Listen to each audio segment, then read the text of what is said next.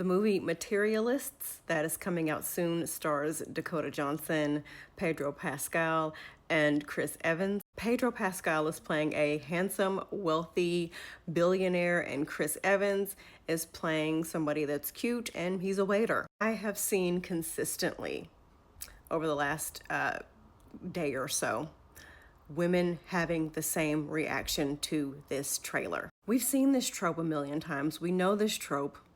The woman passes on the handsome, attractive, wealthy man for the rando, cute guy that works at Foot Locker. Now, I want to say two things. First, I will acknowledge just because a man has a lot of money does not automatically mean that he's going to be an amazing person who treats you well. Also, if you work at Foot Locker, hey, at least you're making some money. But let's be fucking real here. I want women to no longer fall for this trope because patriarchy is constantly trying to get us to lower our standards. We need to start thinking with our heads as well as our hearts, because if you're dating, I want you to meet someone that you're attracted to, somebody that makes you laugh, somebody who loves you and respects you. But I want your head to also play a part in that selection process, meaning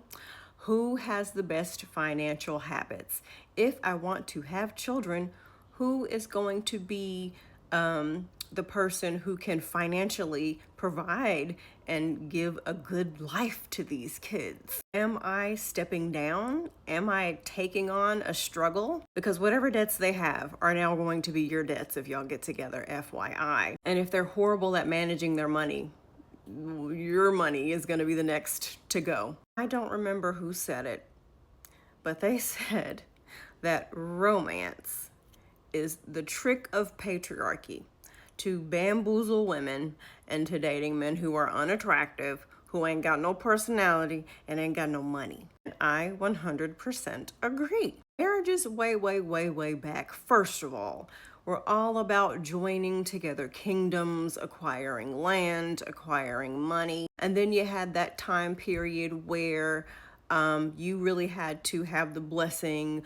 of the daughter's parents in order to get her hand in marriage, and you had to be able to provide for a family. Now we've whittled our way down to 2025, where women are being told that it's okay if he can't even afford to pay the light bill. Listen, I'm going to give you under the age of 30 because this economy is crazy. Under the age of 30, I totes understand that you just got out of college, you got out of high school, you're just now putting roots into this earth and getting life experiences, developing your life on this planet as a fully grown adult without your parents. At 26, you're off their health insurance. I'll give you that. This isn't necessarily for like the younger folks, although I still need you to listen. Even at a young age, he still needs to be modeling good skills when it comes to saving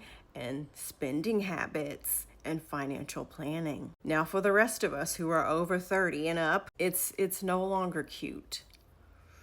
Okay? Listen, I understand we all go through hard times. I've gone through some.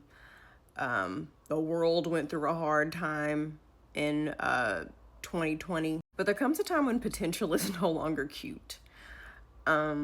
Nobody wants to be married to the dude who's spending his paycheck at 7-Eleven getting scratch-offs, hoping one day his ship will come in. Nobody wants to go through losing a partner only to go to the bank and find out that they ain't got no money, or to get the bills that they acquired while they were alive, or you're stuck paying medical bills and funeral expenses and all the things, or you live a life that is full of constant struggle. Now, you can call this eugenics. Okay, I'll accept it, but especially if you want to have kids, if y'all are struggling to feed yourselves now, I want you to think with me for a second, okay?